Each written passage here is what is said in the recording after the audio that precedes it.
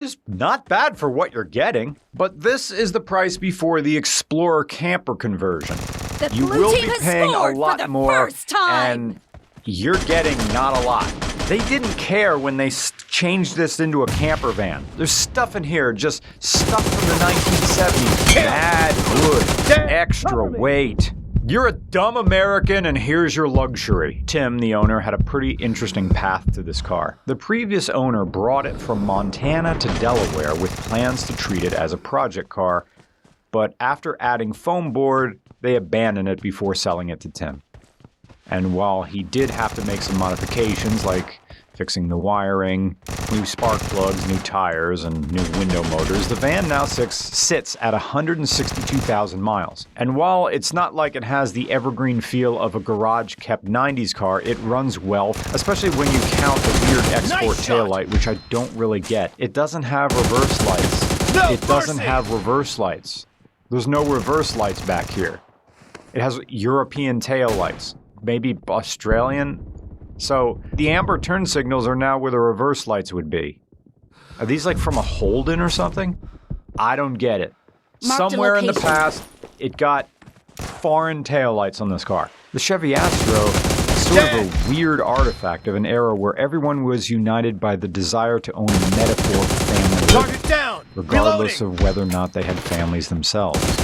Like drawing lines between mosquito bites. Building a family is just an evolutionary game of connect the dots. Sometimes it's motivated by a desire to be close with another person. Sometimes it's the desire to leave a legacy. Other times it's because a guy made up a latex allergy and then failed the self-control Olympics. Either way, the chronology of life has a tendency toward producing more of it. And not everybody who has kids is necessarily ready to have them. But even as a kid, how are you going to notice something like that? Especially if you grew up in something that represented productive custodial readiness. That no matter what happens, the grown-ups have the situation well at hand. As a kid, you could trust in the process of adulthood. In the back of an Astro van, you could rest assured that the man at the wheel knew what he was doing in all aspects of life. You didn't realize that a lot of the time. Adults are making it up as they go. But through the eyes of a child on a road trip, you assume adults find comfort and certainty in paperwork. That they're somehow nourished by the trail of receipts longer than the patience of a crisis line operator. But now you're the adult. You're at the wheel. And the van that used to signify a person in the family now represents a sort of repressed childhood. A maturity marked by resistance. Yeah, I'm an adult. But do I have to be? Why can't I just smoke in my van all day? The errands will get done. But in the absence of a family or any pragmatic reason for owning this much car, an Astro van inspires an aimlessness that not a lot of cars offer. Because you really could just drive this till it dies, hardly caring that you'll never go fast or look cool, although now it borders on peak 90s appearance, so you will be cool. Even in its day, it was outdated right off the line. It was old school with a window sticker. But the Astro van was presented with all the lustful, horny, pick-me energy of a checkout line magazine cover. In 1992, you could plausibly believe that the person driving this had his life in order. The picket fence and the family, maybe an elderly relative in the guest room. A hairline as thick as the bond between a boy and a stack of nudie mags. Today, it's the official car of chronic masturbator Bobby Bustamante. He used to be a shortstop for the Johnsonville Scorers. He could have made the majors, but he fell down a flight of stairs while violating a restraining order. Now he lives out of his Astro and smokes Farm Bill weed all day. His medical marijuana card is taped to the back windshield so he doesn't get bothered about all the smoke. A legend to the youth in the town. The man who belongs to the road, and no one else. The Chevy Astro van lost its family man mentality in favor of a wanderer's spirit, jacking off in TA Travel Center bathrooms. There's a confidence in his lack of refinement, as if there's no better way to matter than to not matter at all. I got to this end of the video and forgot to talk about the digital dash. It's got a digital dash!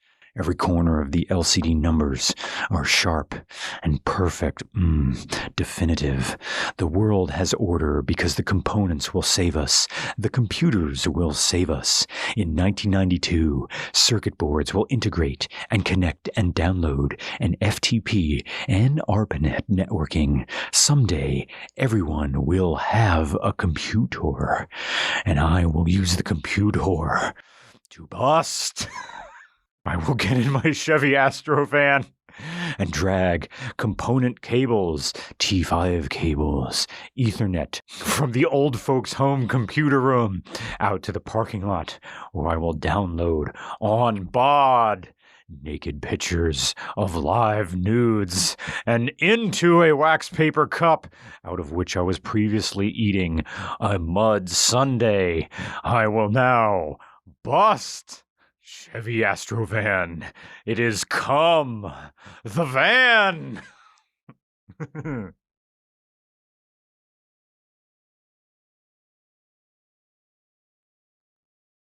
Another RCR Stories, another video on the life and death of an automaker. But for the completion of this life and death trilogy, I'm taking the narrative overseas to investigate the demise of an automaker that may not be as iconic to American audiences as the previous two entries, but one that remains etched in the minds and memories of car enthusiasts the world over. I'm talking, of course, about Saab, one of the most unique automakers to ever exist. And while I can admit that at some level I didn't really get it at first, I imagine it would be the same way if I were a European trying to make heads or tails of what people miss about Pontiac or AMC. Or an American trying to make heads or tails of what people miss about Pontiac or AMC. Ultimately, it's not really my job to get it, even if I feel like I totally understand it now. But in the grand scheme of things, understanding need only extend as far as the knowledge of how Saab came to prominence, and how it ultimately fell into decline and eventual death. And while I'm sure I'll do other life and death videos on automotive brands, I can't think of many that have been this requested. And part of the reason, if not the entirety, of why this has taken so long has been centered on the investigation to find out why it's been so requested. What is it about Saab that persists so consistently in the imaginations of auto enthusiasts? Team What match, propelled let's Saab go. to such highs? And what caused its downfall and early death?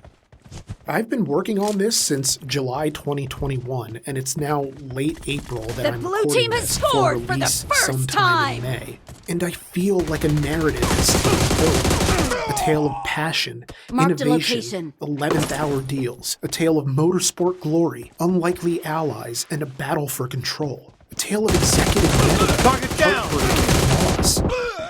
Share your Saab memories in the comments, F's in the chat, and all of that, and sit back as I regale you with the tale of an automaker that started out in a different transport industry altogether. This is RCR Stories, the life and death of Saab. Killing spree for the blue team! Saab is an acronym for the Swedish term that translates to Swedish Aeroplane Limited, or Swedish Aeroplane Company, or Svenska Aeroplan Aktiebolaget. And like most entries in this series, we have to go back to the early 20th century. Fired. The Reloading. year is 1907, and brothers Carl Johan and Erland Ugla developed an engineering The company by the name is of in the AB lead. Svenska Järnvägsverkstäderna, or ASJ for short. Now, while they did eventually get into aircraft, the early days of the company focused on railway vehicles, boilers, loaders, and even bus bodies. Now, this is all happening in the Swedish city of Linköping, the country's 5th largest city. Target down. During this period, Cover Sweden me. was developing its naval fleet, and as a burgeoning force in the engineering and manufacturing sector, ASJ was tasked with spearheading the effort. So ASJ began focusing on submarine production. By 1914, the First World War had come to wreak its terrible menace, and Sweden had been famously neutral Reloading. in major armed conflicts up to that point. But it was still an armed neutrality, because you never know, and it's best not to get caught with your pants down if you can help it.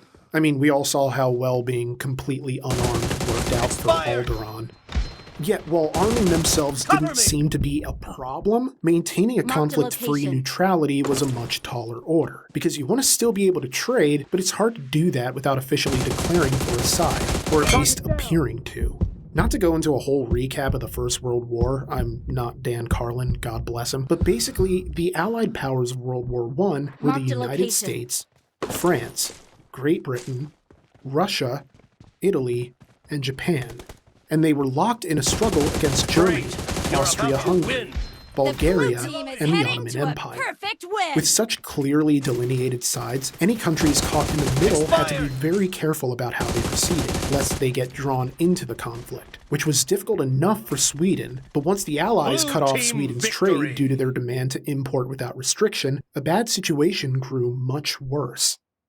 The Allied rationale was that Sweden's demand for unrestricted trade would be to Germany's benefit, which was something they could not allow. So, in addition